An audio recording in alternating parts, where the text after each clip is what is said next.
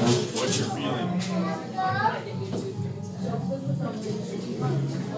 Alright, well, let me call you when you're done here. Alright.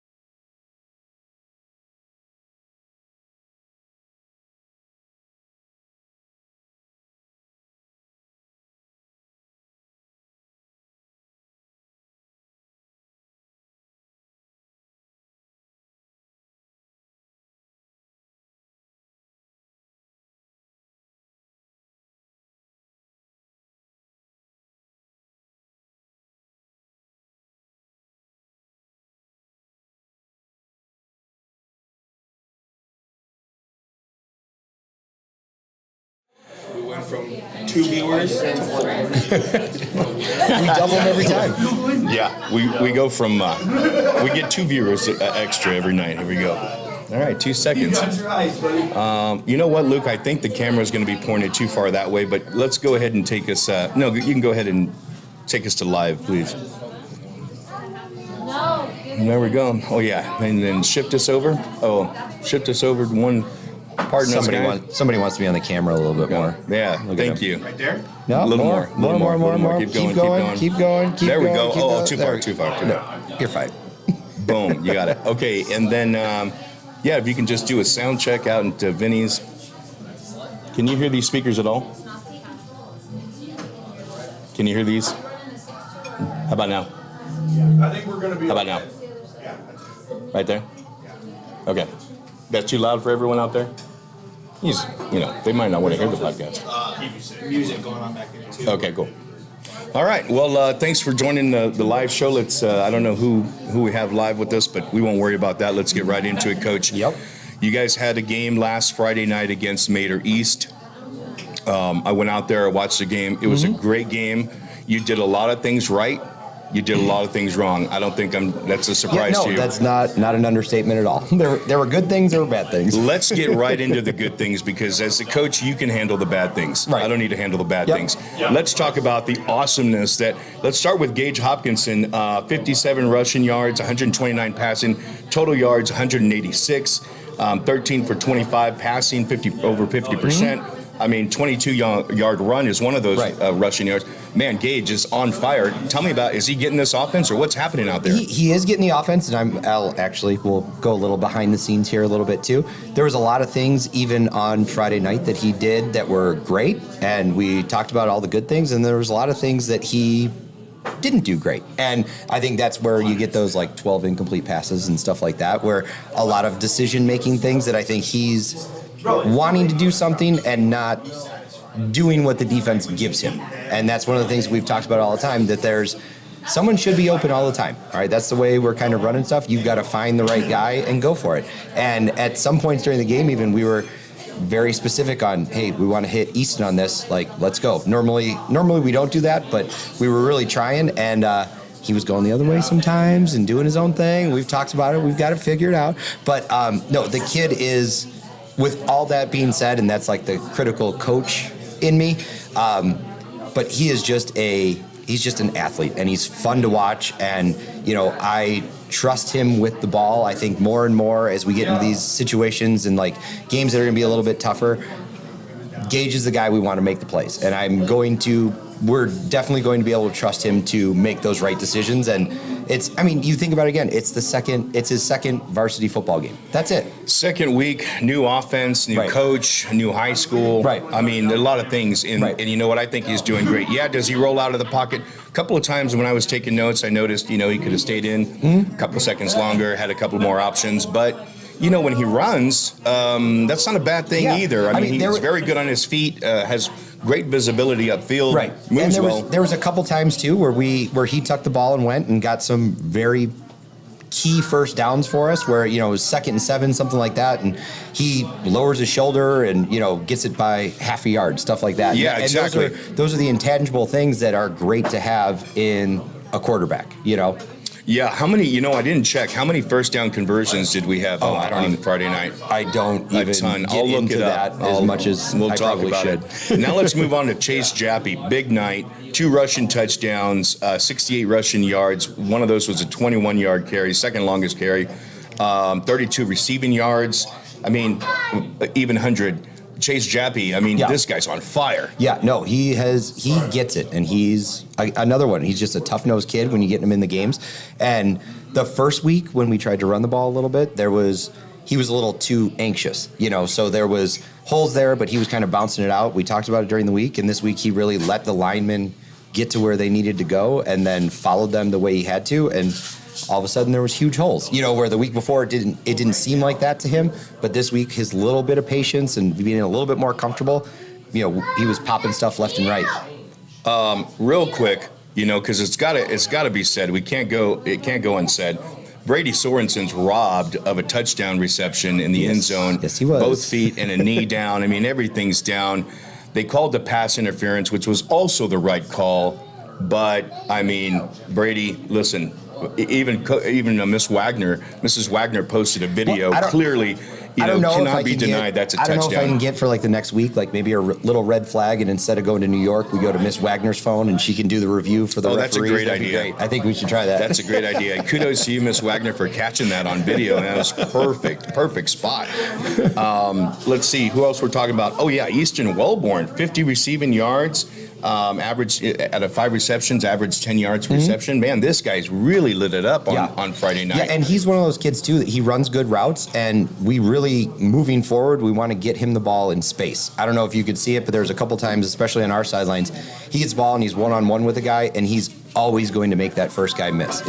He's a slippery little dude when he gets the ball in his hands. He is. He's slick. He's hella fast. Yeah. That's what I noticed in game 1. Week 2, I noticed his route running and then his hands. Yeah. I mean, he came down with that touchdown pass toward the end of the game. And that was touchdown, incredible. That play too. Like we had called something before. We were going to go a different way with it, and Easton ran over and said, I've got him on this. And I was like, are you sure? And Gage was like, yeah, we got it. I was like, all right, go for it. So they threw it up, and then we threw it up into kind of a mess, and I was like, oh no. Did you see the ball get batted up, and then Easton comes down with it? So I was like, all right, you got a little leeway. I'll go with you again. It only matters who comes down with the ball, right? Exactly. And actually, in that, you saw his focus. Right. I think 4 players went up for it, but Easton kept his eye on it, stayed with it the entire time, and came down with it. So the kids are playmakers. They really are. And when they know it's their time, and in a situation like that where they're basically kind of demanding the ball. All right, let's go with it. You better make a play. And so far they have. Nobody's backed down. Nobody has come up short. Like, they've done what they're supposed to do. Then we got Derek Render rounding it off with 29 yards and 3 catches. Yes. Render had an amazing game, really on defense. Let me go over to my defensive notes here. It was a great game on a lot of levels. Yeah. Defensively, Derek Render, 3 interceptions, 3 tackles. This guy was on fire. Like I said last week, it seems like he has a natural ability to be in the right place at the right time. It's that coaching mentality that he has. I think a lot of it helps with him and his dad talking about it, not only on the field, but off the field. And he knows what the looks are that we're going to get. He gets everybody in position, and he does a good job dropping and reading the quarterback and being where the ball is, Yeah, every time, man. He's great natural skills. Someone that I've got to mention has 7 tackles, a sack, and I even credited him with 1.5 sacks, and that's Cooley Campbell. Yes. Tell me about this kid, number 50. He is so aggressive. He's such a natural. The smallest nose tackle guard I've ever seen out there, but tearing it up, man. I really love Cooley's game. He has such a high motor on every play, and I mean, he's one of those guys where early in the year, we kind of look at him as like he could play, he could do a little bit here and there, but when it got into with the pads on and stuff like that, and he was running scout team, we couldn't block him. No matter what we were doing, Cooley was in the backfield, and it almost got to a point where we're like, dude, just calm down. Let us run a play. Come on, we've got to figure out some of the offensive stuff. And we had to talk, and I was like, he's got to play more. And he's, we were laughing during film the other day. He's our little hype guy out there. He's very positive. He talks a lot, and not in like a bad way, but it's like always encouraging. And hey, we got this. My wife even pointed out, she was sitting in the end zone and she was like, man, that number 50, like he's like super, super positive, because we got down there and, she could hear him from, out of the back of the end zone saying like, we've got to man up and, all sorts of things, and like a little inspirational speaker out there, and then goes out and makes the plays. We were giving him, giving a little crap because he does a good job of reading screens all the time. Okay. The first 2 weeks, we've had like 4 screens run on us. All 4 have been successful, but Cooley has read the screen right away and drops back.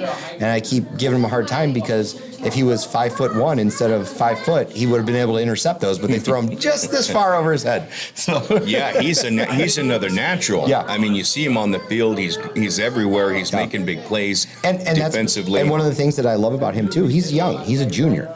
So we've got 2 solid years of him just wreaking havoc. It doesn't matter. He's not intimidated by any of those bigger, heavier guys. He knows he's quicker. He's a strong little kid, and he's going to get through, and he's going to disrupt stuff. So, and he's got the dreadlocks. Yeah. Oh, which yeah. that's. Yeah. I'm his biggest fan. Yeah, 100%. Automatically with the dreads, Cooley, you're the man. I talked to your dad.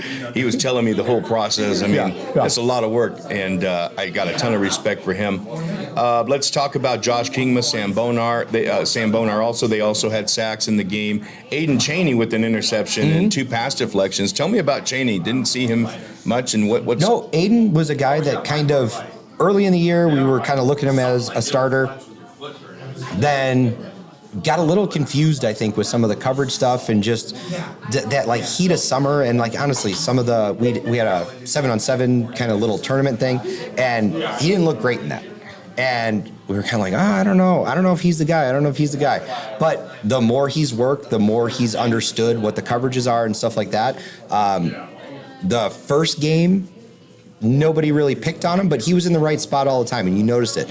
And then this week, with number 2, that was the guy that they were going to get the ball, and they moved him from side to side. So Aiden had to play, and Aiden did a very good job. He did. He's in the right position. He's starting. One of the things we talked about is like he's got to understand the speed differential between different guys, and it's okay if a receiver is faster than you. It's going to happen. When that happens, you need to back up off the line a little bit and give yourself some cushion and be able to cover the guy. Once he started to understand that, and he did that a little bit on Friday night, now all of a sudden he's getting picks, he's making tackles, he's doing everything he needs to do. Starting to flow. Yep. Things falling into place. Yep.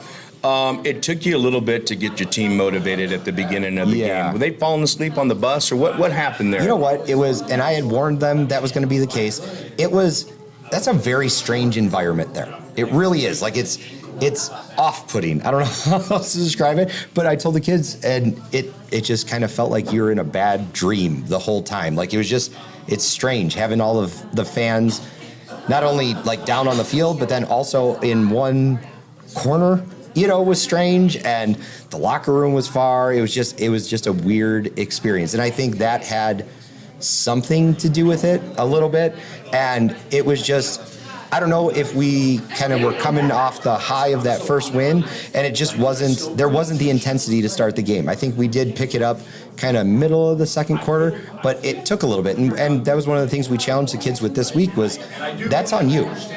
I'm excited for every game. I'm not going to be your hype guy. That's just not who I am. You guys got to find that within yourselves. Like, I'm ready to play every game, and I'm going to do what I can with my words to get you there. You guys got to do the rest. I talked to Derek Render over the weekend briefly as well, and he mentioned that he felt Mater East was coached better this season. They've definitely gotten better. Yeah. So maybe it was some of that, too, where we're thinking, we're going to come in here and do our thing. Like I said last week, their film was very difficult to decipher. Also true. What was there. They were way bigger kind of across the board than I thought they were based on what we saw in film. They also were a lot faster. And they're a good team. I think with the new coach that they've got and like the system that they're running, I think they're going to be moving up and getting better on a yearly basis. It's not going to be like it was last year. They're good, and I think they're going to give some teams some fits this year that aren't expecting that. And I think we were one of the first people to kind of be like, whoa, these guys are good. Right on. Good on you, Mater. And good for them, Yeah. I walked over to their concession. Their staff is great. Their fans are great. Yeah. I really enjoyed it. It was my personal favorite venue because I'm right there on the sidelines, and I get that view. I told my wife, I'm going to have to work on getting my press pass so I can get this view more often. And the thing with them getting good, like, I want them to be good. I want Meadows to be good. I want all of the democracy preps and the slam and I want to have a good game every week. You know what I mean? Like, it's really not fun in the long run to go out and beat somebody by 50 points. I like when we've got to kind of figure stuff out and do, there's some games where you're blowing guys out and like you're just like picking a play out of a hat. Like, let's see if this works, because it doesn't matter. It was fun on Friday night, It was fun. It was a good win, 22-13, but I felt like Mater did just enough to test us. Right. Exactly. Give us a challenge, make us dig a little deeper to pull these things out. So great job, Coach, to your team for that. Who do we got this week? This week we play Meadows, and I think there's a longer name to it, but Meadows. The Meadows School. Yes, the Meadows School. There you go. They're the defending 2A state champs. They lost a lot of kids last year. They also lost a few this year that decided to not play. I actually know their head coach. I used to teach with him years and years ago when I first started teaching, Jack Concannon. Super great guy. Really respect him and what he's trying to do up there. And, but come Friday night, like, I don't like him anymore, No, I understand. We're headed up there. I want to check out the facilities. They have nice facilities at the Meadows School. Yeah. So they're one of the things that they are dealing with is they don't have a lot of numbers. Mm-hmm. So they've got I think like 22 or 20. No, what I count? 26 kids on the team, which it's not a great situation. You know what I mean? But we're lucky this year where we've got some numbers, and there'll be years, I'm sure, where we're hovering around 26 kids on the team. But with their new coach and they're a private school, so they can recruit, they're probably going to start getting better. Yeah, and I think a lot goes into that jump from 2A to 3A. I think that's one of the things that they one of the difficulties they had early was there was a lot of kids that were unsure about playing 3A football. But now when you see and you're competing with, us and Moapa and Virgin and Pahrump and Slam, people want to play there, and I think Jack will do a good job, and he's a very good guy. He knows his football. He's a good, father figure kind of guy. You know what I mean? Sure. I super respect him. So I think they'll be able to get some players there in the near future. Right on. Well, we don't want to overlook them. So we'll be there Friday night and for week 3 of your season. Yeah. And the kind of our theme with everybody, I keep telling them we've got to go 1-0. That's what we're looking at each week. Brand new season, 1-0. So far we're 1-0 2 weeks in a row, and now we got to make it 3. What should we be looking for this week? Tell me about Josh Broadbent. You got some carries this week. How's he looking? He got back a little bit. One of the things that we've got to do with Josh is kind of get him to the outside. I think he was a little hesitant still on his ankle. You could see him kind of limping around. Which I think the first time he got hit kind of tweaked it just a little bit, but enough to be a little bit more uncomfortable. Right. Got a few new wrinkles we'll be adding to the offense this week and trying to get a couple different guys in. We're going to use Travis Hess a little bit more on offense this week. And then the other thing that's huge for us is we've got Mason Terrell back this week. So that's great. He's officially off the IR list, so we're going to kind of put him on a pitch count. We're not going to let him play any offense this week and kind of focus on defense, and then we'll have him up and ready to go next week. You mentioned Travis Hess. That's the other thing that I noticed was we had a lot of rushes to the quarterback. We had a lot of quarterback hurries, and that was great, both from Cooley and Sam Boner and Travis Hess, too, had significant amount of pass pressure from Hess on last week. And that's one of those things that I did not necessarily foresee early on in the year. I knew we had a good defensive line, but I felt like our strength was our defensive backs. Now, our defensive backs have played great, but our defensive line has played phenomenal. All right, and that's with us not having Mason back yet, And now the other thing that we'll be able to do a little bit is we'll move Sam back into tackle as opposed to defensive end. And Cooley and him and Josh Kingman will kind of rotate in there, which keeps those guys a little bit more fresh, which is going to be huge for us. Yeah. I noticed Travis, for his size, he's real squirrely. Oh, yeah. When you brought him, he has this ability. He's large, he gets small, and then he gets large again. Yeah. And I can't even imagine what that looks like on the other side coming at you. He's just a big dude. Yeah. And he does, I agree with you. There's he'll get up to the quarterback and he gets bigger. His wingspan is huge and it's daunting. Yeah. Well, thanks, Coach. Anything else? Anything? Announcements? Anything we can expect to find out? I think we're ready to go. I think we're rolling a little bit this week. It's a good week. So far, it's been a good week of practice. We got one more day. It's a weird short week, and then we get through this, and then it's on to the homecoming festivities. So got a fun week next week. Right on. All right, Coach. Well, good luck to you this week, and we'll look for you next week. Guys, if you're sitting at home, just hold on. I'm going to take the mics down to 0 volume so we don't have any screeching feedback, and we're going to get Coach Huxford on. She's on next, so just hold tight with us. Thanks, Coach. Thank you. Have a great week. Have a great game.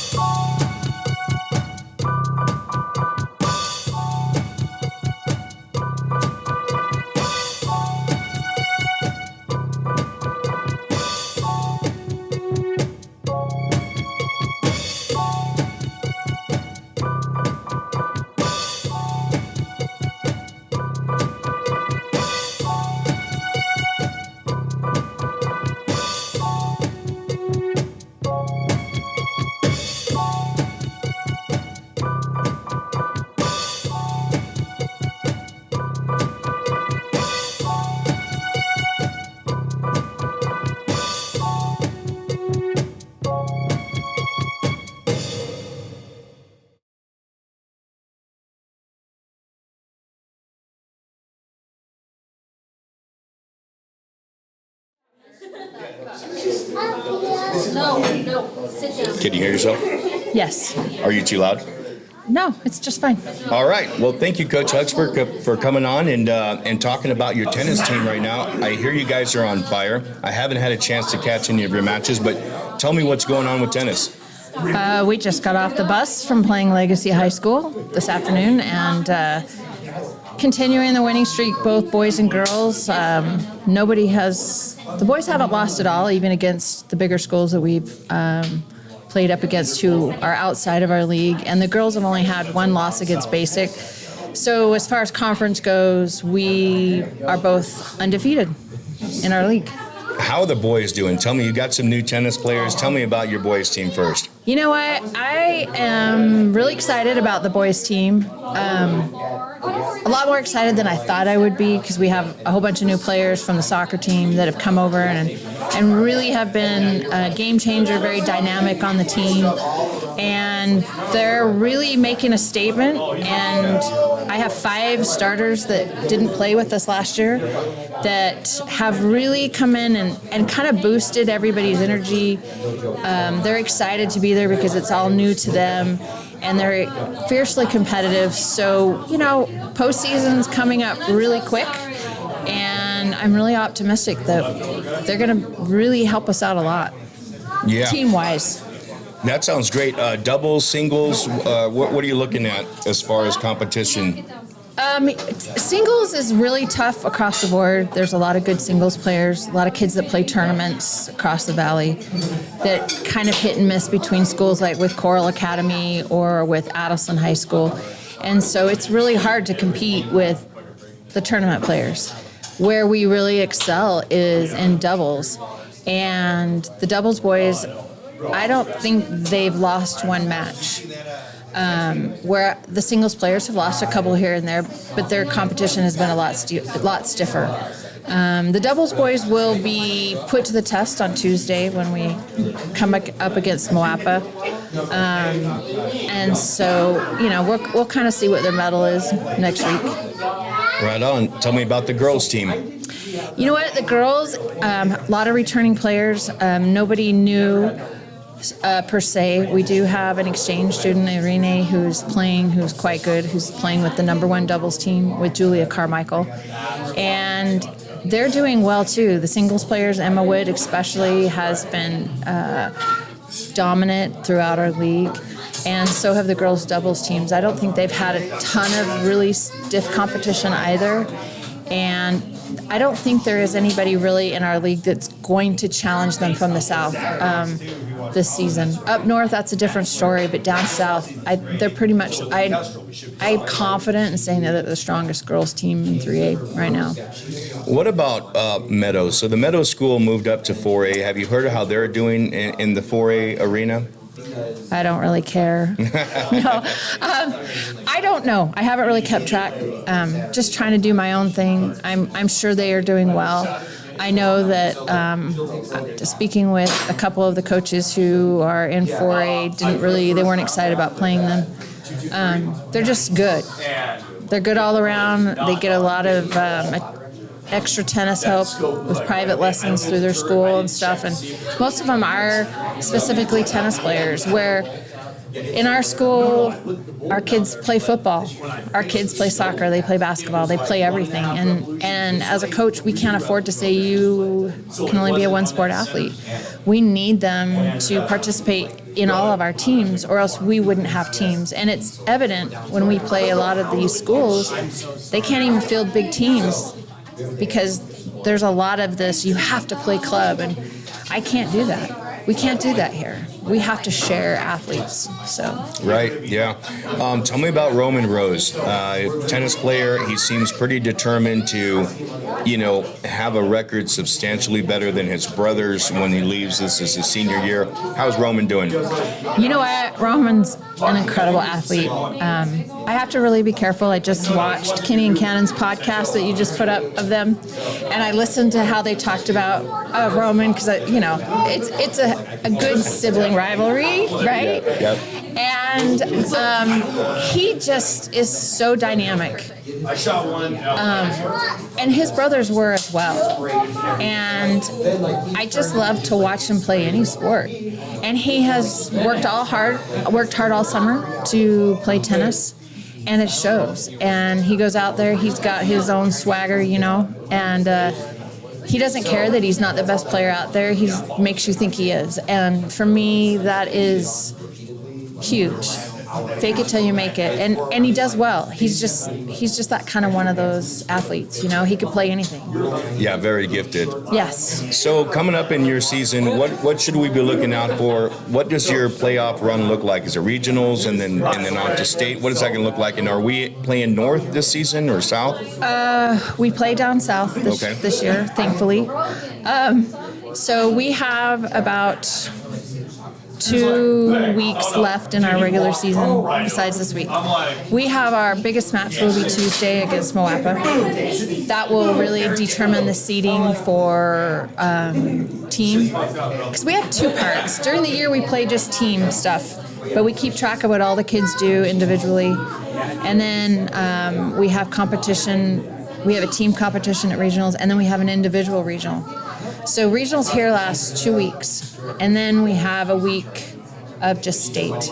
So we will be done by Halloween. And so starting the second week of October, we go right into team regionals, and the third week of October is individual regionals, and then Halloween weekend is state. So depending on how we do against Moapa, it's hard because we don't get to watch game film from anybody else. Nobody inputs any statistics or data. If you want to know how a team's doing, you have to go watch them. And unfortunately, we're kind of all on the same schedule. Right now, we're all playing Tuesday, Thursday. I know Moapa's playing tomorrow night against Nathan Adelson. I'd really like to see that. Adelson has some decent players, but I'm not willing to drive to Moapa. So, we're kind of going into it blind. I know how they played Liberty, which we did as well. We both had the same score against Liberty, so I know it's competitive. I'm still a little crusty about our losses to Moapa last year. It's the first time I've ever lost to them in tennis, and the boys have been working really hard. We've had a lot of extra practices. We sat and looked at what players they have from last year and who's returning and who's new. So we kind of have an idea of what we're going to get next week. But after Tuesday, we'll finish out the season. We have Mesquite also that week, and then after that, it's a lot of back to the smaller schools. So, we had some good competition against Coral. We had some good competition against Nathan Adelson. They have really great singles players. But that's where our double players excelled. So they kind of were able to hold things together for us when the singles players could not dominate. I mean, you have to be able to win points in both singles and doubles to have a team win. It's not any one area. So everybody's holding their own. My singles players are young, but they are competitive and work hard. And so, I have high hopes. I think they're going to do well. Ask me Tuesday night, and I may have a different story next week. Well, now you're home this week, right? Yes. You're home Thursday Yes. here at 3 p.m. Yes. Against Mater Sunrise? East. Mater East. Mater East, yes. How do they look? Is that a I don't know. I've never tough played team? them before. Oh, is this our first time? Yes, we've never played them. They're a new newer charter school to tennis. Mm-hmm. So I noticed that they don't have a full team, which means we'll probably automatically get a forfeit out of them. But usually, there's a couple players, and so it's tough because it's hard to get everybody playing time when you play these really small teams. Right. Which is frustrating, I know, because I have 48 kids in the tennis program, and when you go and play a team that has one girl and you have 25 girls, it's tough for competition.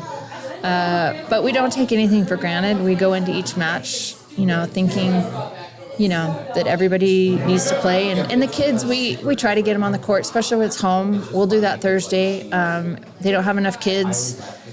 We'll put our own kids against each other, so it's, at least they get some experience, and it's playing time. Right. Well, good luck with the rest of your Thank you so season. much. Thanks for coming to sit down. I know you have a busy October. It sounds like it. So maybe we Yes. can get back together Absolutely. first week in November Sure. when your season's over, and Absolutely. we'll catch up with you. Your podcast is the next one coming out, so be on the lookout for that. It is an excellent podcast. Very kind. Yeah, no, she crushes it. So thank you, Coach Huxford. Thanks for coming in. And good night, everyone. I don't think I have any announcements. Let me think.